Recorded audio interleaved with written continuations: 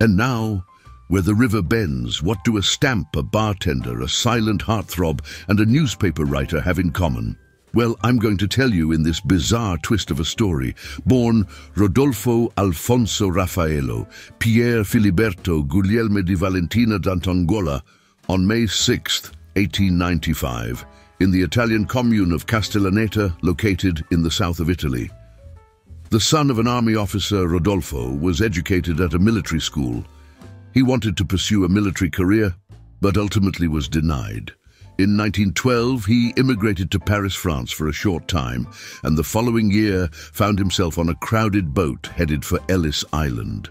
By 1917, he had become a dancer, and through some strange turn of events had wound up in San Francisco. Shortly thereafter, Rodolfo had made his way to Hollywood and shortened his long traditional Italian name to his more American-sounding stage name, Rudolph Valentino. Starring in his breakout role as Julio in the 1921 silent film The Four Horsemen of the Apocalypse, he became a star and something of a sex symbol of the day, a real heartthrob on the screen.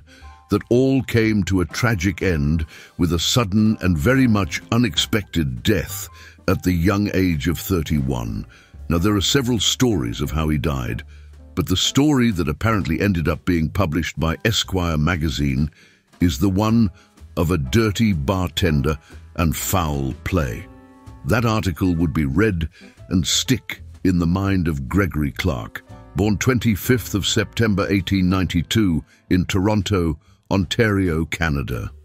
A newspaper journalist for the Toronto Star. He was following in the footsteps of his old man.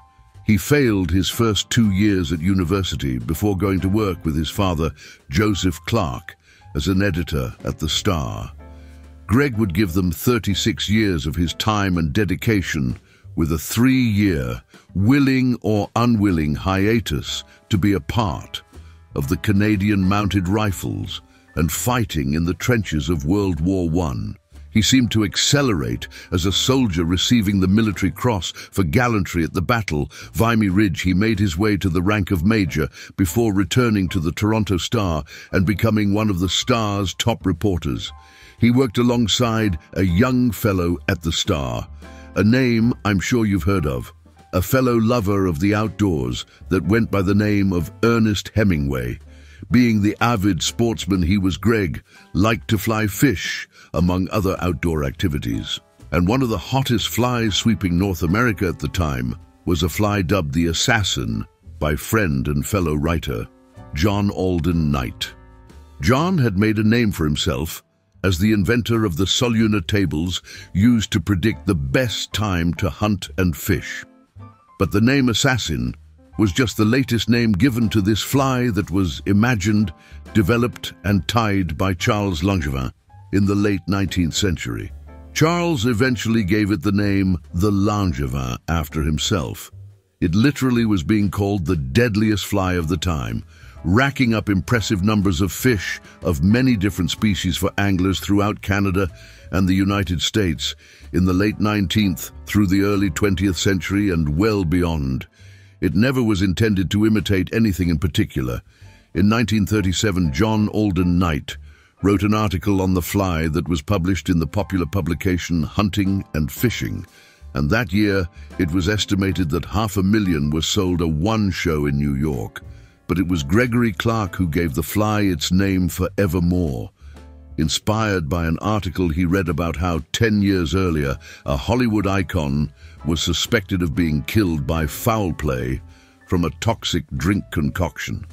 A concoction developed by a devious bartender in the 19th century who tended at the Lone Star Saloon in Chicago.